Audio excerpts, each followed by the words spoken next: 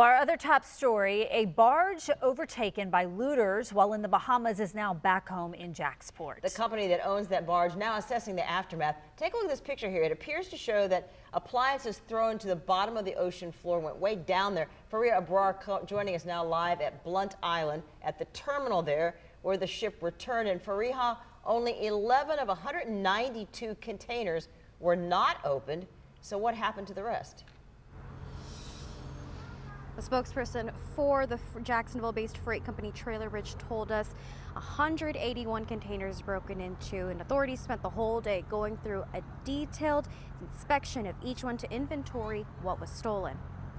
Breaking into 181 containers, that's a big job. Anyone could tell you that, but Maritime Attorney Rod Sullivan noted the odd circumstances under which this looting happened. Trailer Bridge says a mechanical failure caused the barge to drift onto a reef where it was raided by nearly 50 people.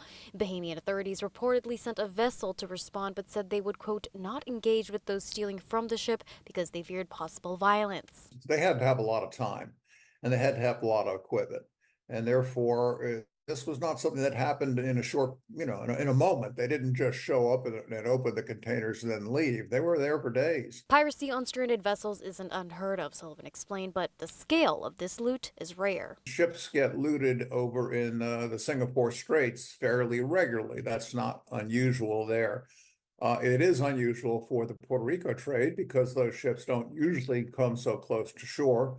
And if this barge hadn't broken away and ended up on the reef, it probably would not have been looted. Inside those containers, household appliances like washers and dryers and non-perishable food items like potato chips and tires on board. We're talking about each container having somewhere between $50,000 and $200,000 worth of cargo on board. Many of them that they couldn't take on their boats back to the Bahamas were dumped into the ocean. The effects of the loot won't impact just the freight company, but also Puerto Rico, where the original delivery was supposed to go. So the people in Puerto Rico will probably suffer some shortages over the next few weeks as they try to make up for the cargo that was stolen. Trailer Bridge's CEO told us the cleanup is continuing and is being done at their expense, and they expect it to be done this week. Live on Blunt Island, Fariha Abrar, First Coast News on your side. Fariha, thank you.